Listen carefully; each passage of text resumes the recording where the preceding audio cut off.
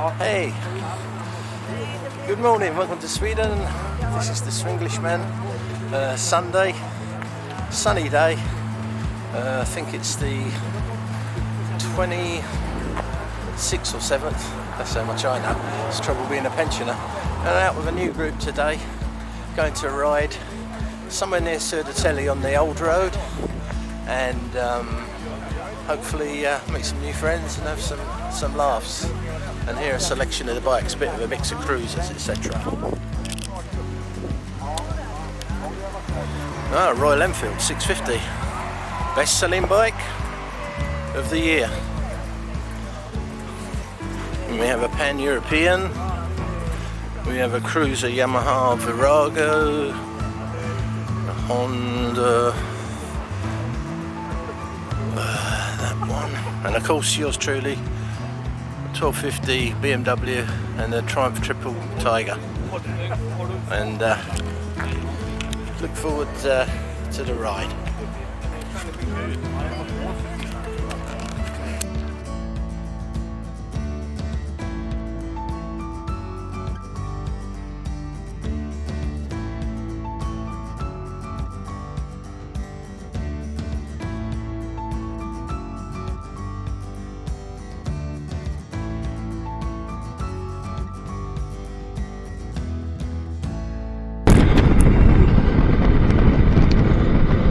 Hello and welcome to Sweden again.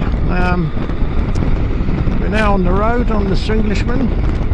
We've met up with a new group today. And we're going the old coastal road, so should be able to capture quite a bit of the Baltic Sea today. And we're going to a cafe I haven't been to before with a new crowd. It'll be very easy riding because there's a few cruisers in the group, so it's going to be a very sedate ride today, I would imagine.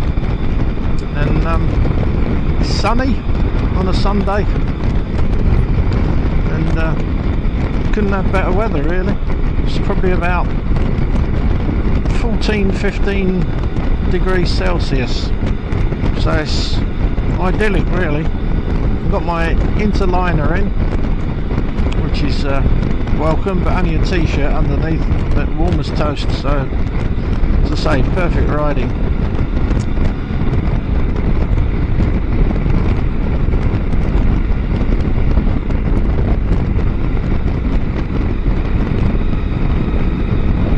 This is the old E4, so years ago, how many years I don't know, there's the Baltic Sea. Years ago you would use this road to go north of Sweden, more or less. It would be two-way traffic road, so I would imagine it must have took probably a couple of days back in the day. Say Sweden's about just over 2,000 kilometres long, I believe, so it's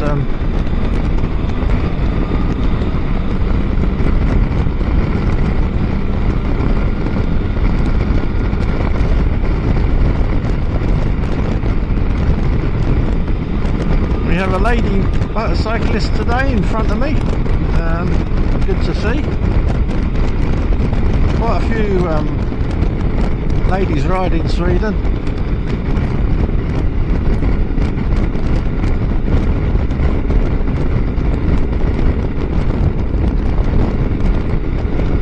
You see the autumn is starting to come, with the trees gradually changing colour. There's a lot of sunlight today, so I do apologise if the picture is a bit glary, but I'm afraid I can't turn the sun off. I don't want to. It's really nice.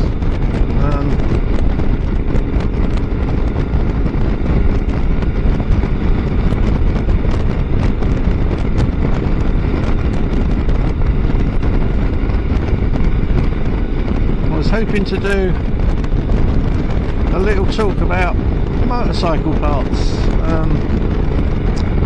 because as we all know, motorcycle parts are usually much more expensive than motor car parts, and I put it down to the basic fact that it's all down to do with units and costs. Obviously, if you've got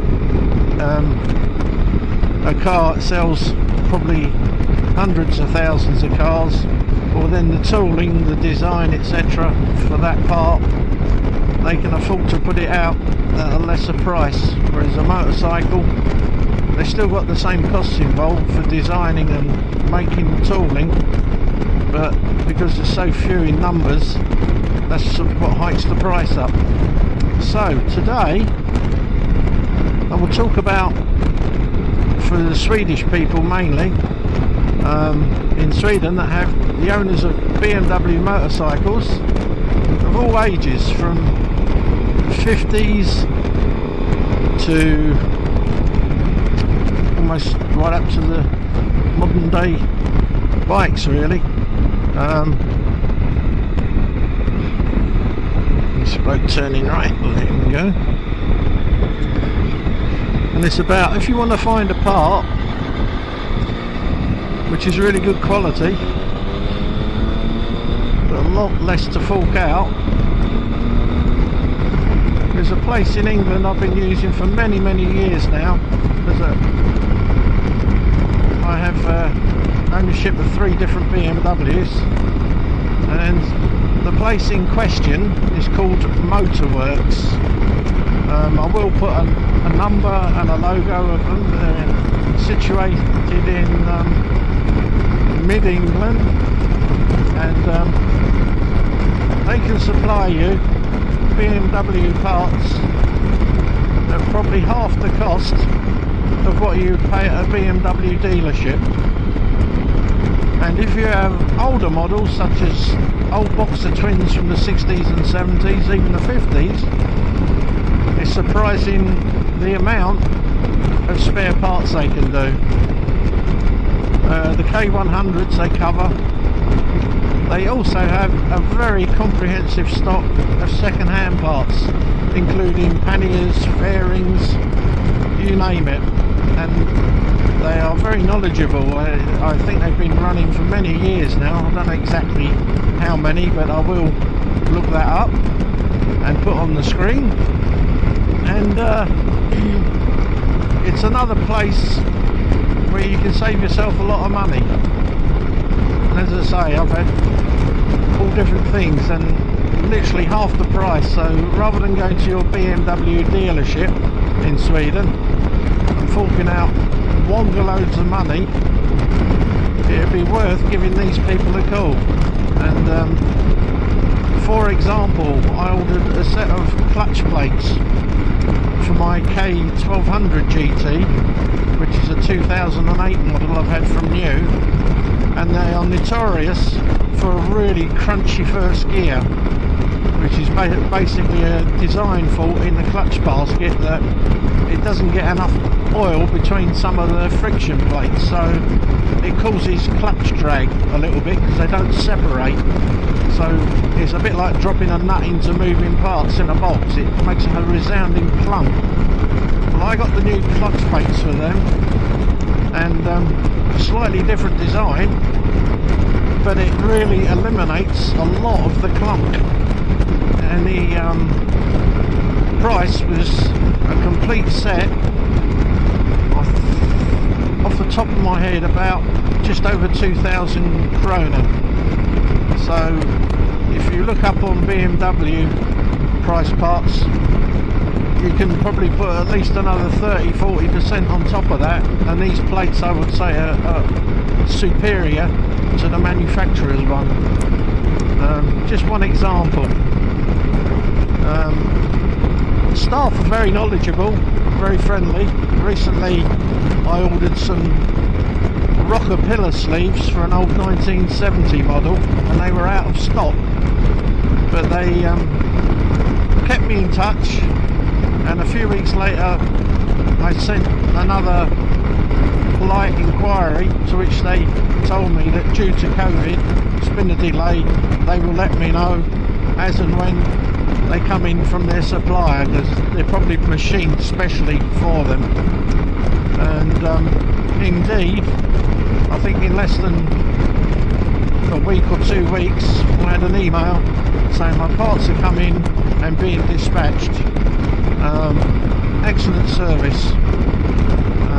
They don't take the money till you actually have the parts in your hand, so you can't really complain of that. And as I say, they're very easy to deal with and have a vast store, so definitely give it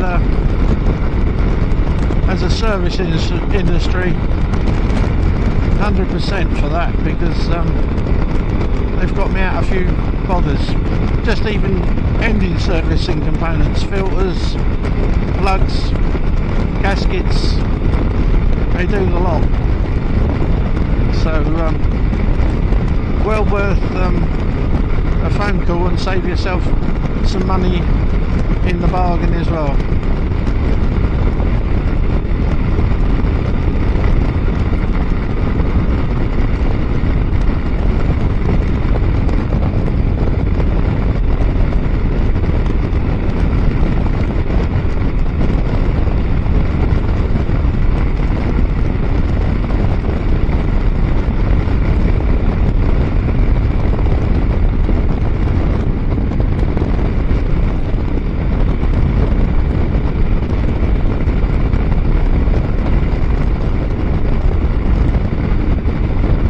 Those of you that have been watching Itchy Boots, she is now in the homeland of Sweden.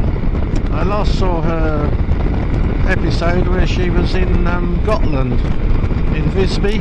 Beautiful place, beautiful island for those of you that haven't been, and including Swedish people as well, of course. There's bound to be some that have never been there. Definitely recommend a visit there. I'm hoping to get there perhaps in the winter with my other half, but probably be by car when we get a few days off in the winter.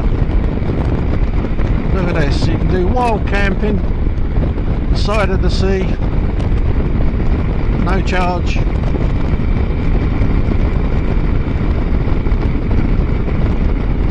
No traffic. What a delight.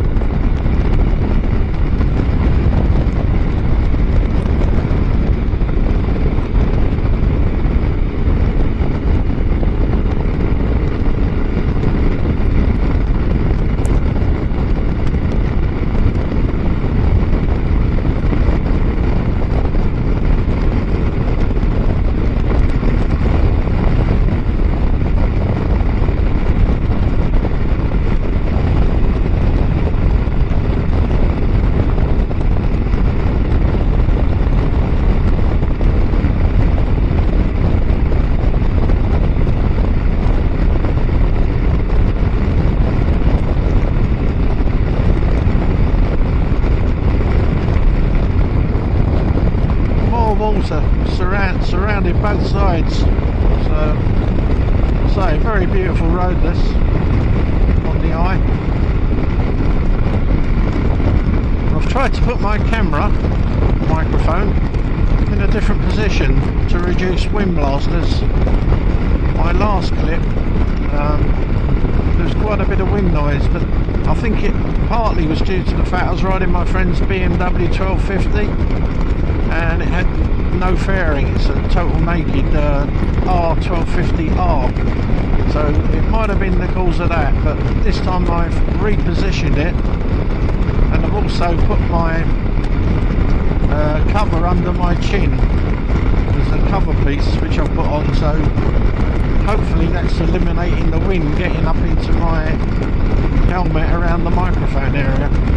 We shall see. Anyway, all you guys back in the homeland, I hope you have good weather today and have safe riding off somewhere nice and pretty, like the Cotswolds, the Lake District, Scotland, Suffolk, Norfolk, and of course the south, Gloucestershire. Very beautiful country, England. The only problem I have with it now, obviously the COVID is scuppered things, but it's the volume of traffic in England, and there's something you can't really change. Okay, you can pick your times, I suppose, to when you want, but to get this sort of riding on a Sunday, I mean, when you think, bearing in mind we're quite close to Stockholm here, it's not bad, is it? You just dial in what speed you want and sit on it, basically. Very, very nice.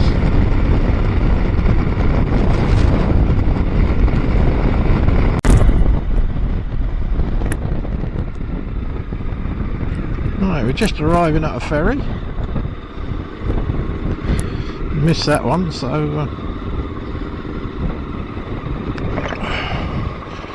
time for a stop and a chinwag, I expect.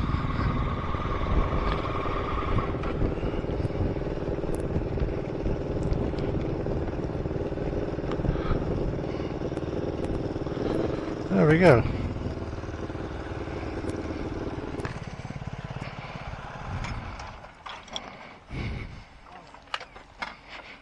Great day. Wow.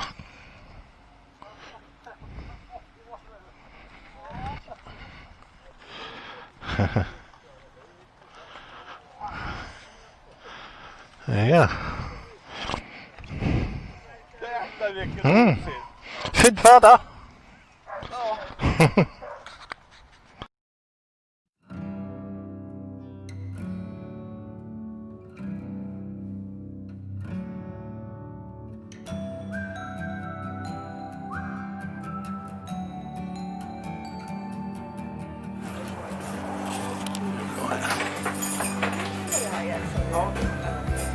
Nice looking on the inside.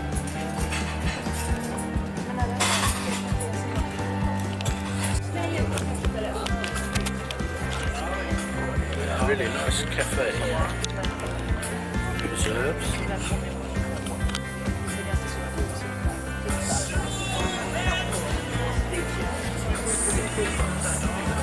Great choice of homemade cakes.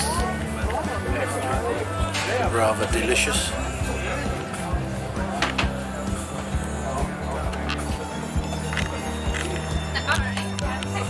Even playing George Michael, no less. And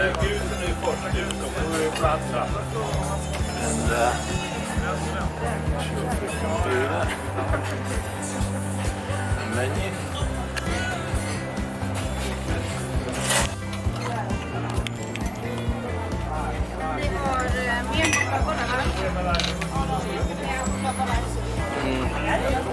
Homemade. The detail. Come here again. Good place to stop.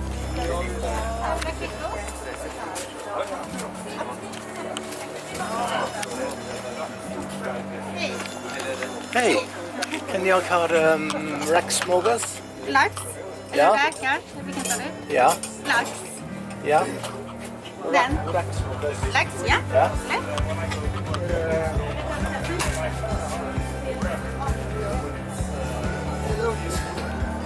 Tack så mycket, Martin. Nej, men jag tror det kommer. Och också kaffe. En kaffe? Tack så mycket. Ni två ska leka. Salmon, Jag är på klar. on bread, salad, Ni två. chives, and endless coffee. 85 krona. Pretty good value. The ones who... Everyone enjoying fika.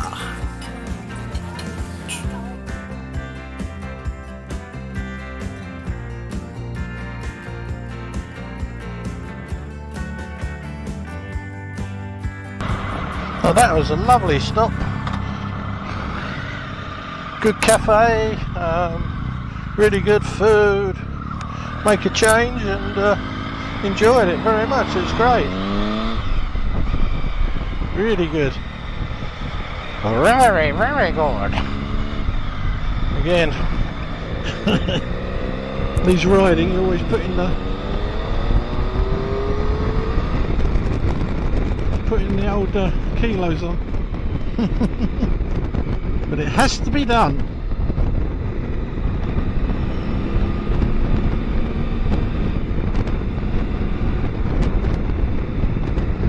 I can't get over this weather.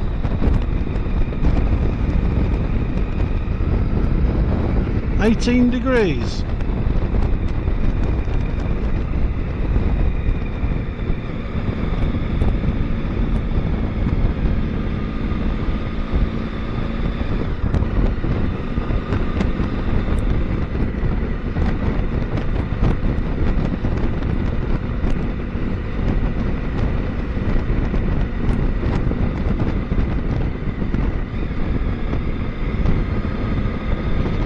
Back to the ferry, and then we're heading, I believe, towards Gnesta, which I shall put up on the screen.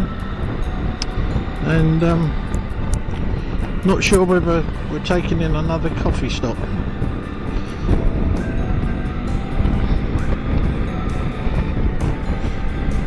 Not much mileage today because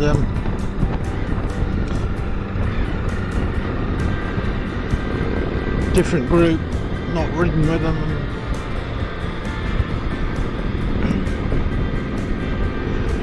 But a pleasant ride.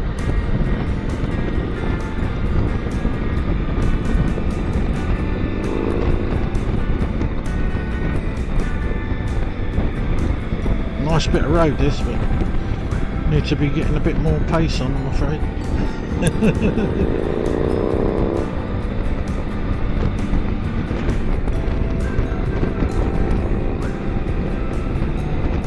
Terrible. This is the speed I should drive at, but I never do.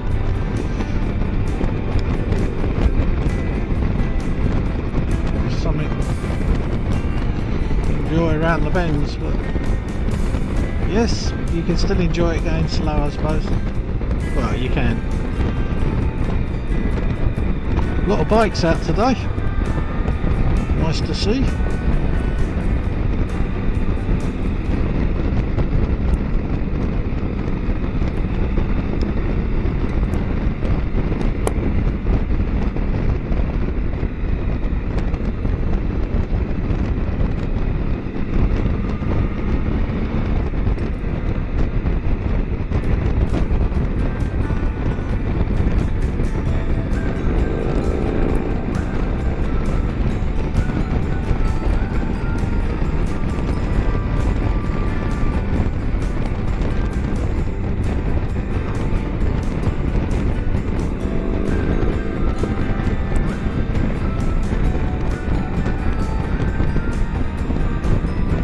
Old timer.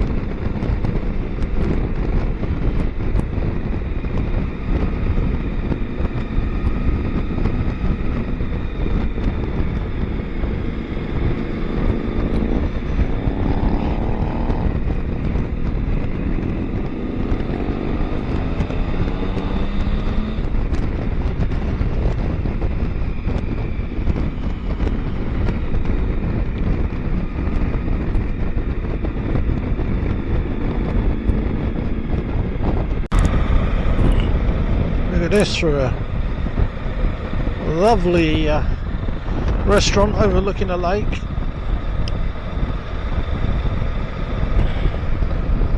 Very pretty. Gårdbruk Boutique, Östermalm.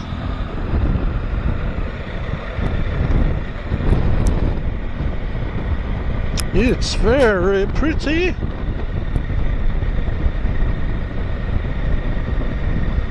Bit of a tourist heritage site. wildlife park. Nice to come for a picnic one day. There's a couple of guys over there.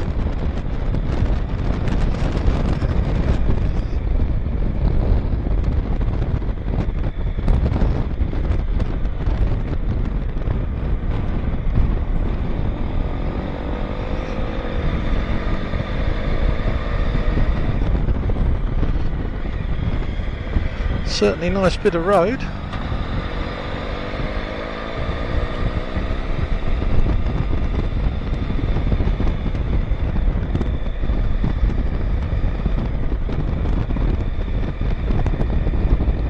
Can't get over this weather. Nearly into October and double figures, 18 degrees Celsius, or for the Swedes watching, 18 grader.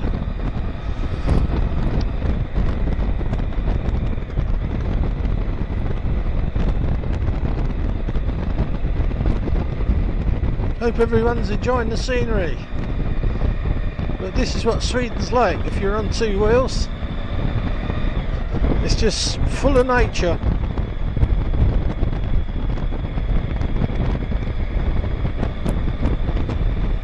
Spectacular, I think.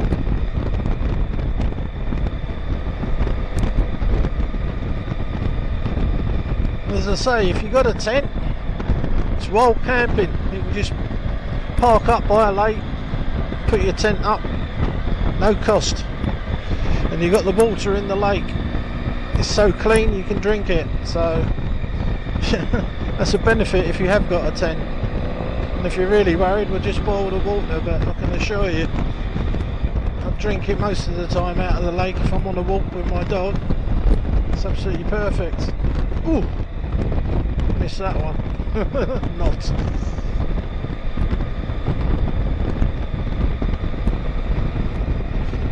Well, it's certainly been a nice ride today. Very casual, but enjoyable at the same time.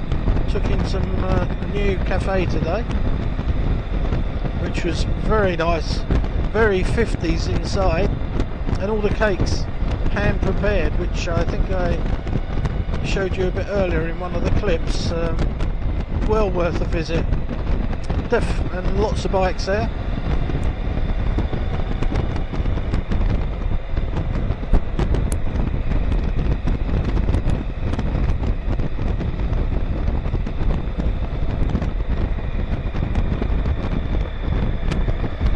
Find that most of the ferries in Sweden, like we went on today, that do short hops, there's no charge, so don't be phased if you see a ferry.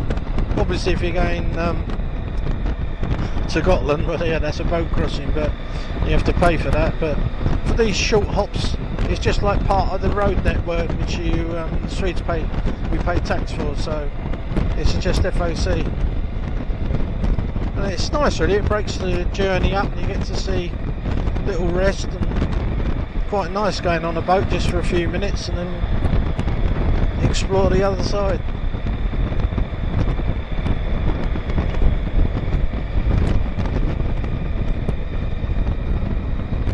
That's superb road.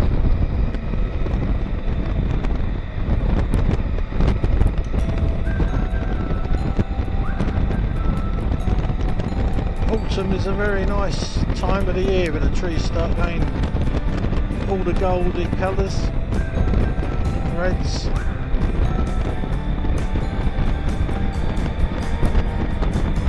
Winter is nice in its own way, but I'm always it's always pleasant to see spring come after a hard winter.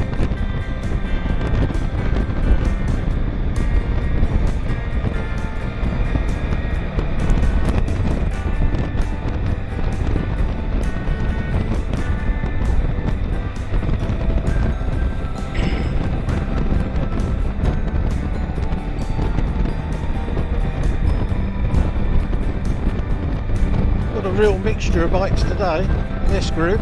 As I say, it's about 6 people I don't know, I've never met before in this group, mainly sort of V-twin cruiser type bikes. One Royal Enfield, which is the new 650 Continental, I believe it is, with aftermarket pipes he bought on eBay. It sounds absolutely really nice. Now, for anyone wanting to go into motorcycling, that's in England anyway, I think if you're over 21, I think it's the same as here, you can buy a restricted, which your Royal Enfield comes with. As a first bike, it's a softer engine, but what value for money? It's just, as I say, a no-brainer. You've got the 650 parallel twin. I think it's about 65, 67 horsepower, but I mean, don't be fooled by that. It's plenty fast enough for the roads. You can have fun on it, especially if you're on these sort of roads. You don't need 200 horsepower. You know, you can have great fun on the back road with a, you know, any bike really. But you just get so much. As I say, I think I checked with my friend, and I think he confirmed he paid 7,200 krona. So brand spanking new. So it's no wonder it was the best selling middleweight bike in Europe. It just represents bang for buck, as they say. Yeah, very impressed with it. And the guy who owned it, he said he loves it. I think he said he had another bike, I can't remember which one it was, but he said he's very pleased with it. Definitely the smile factor when he rides it.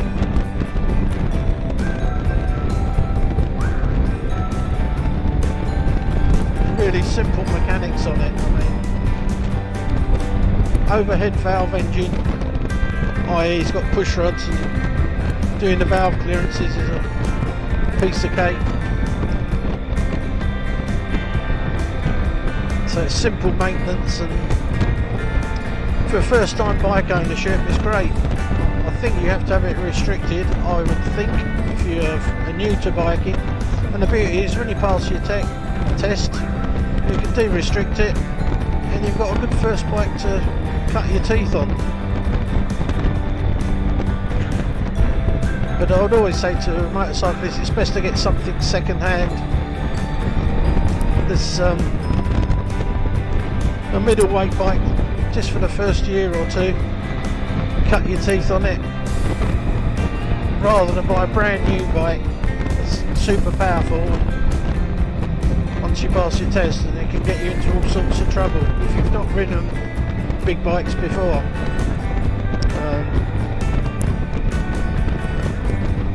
I think most motorcyclists would endorse that you learn a bit of roadcraft and just get the feel for it, and then yeah, choose the bike of your dreams, whatever that should be.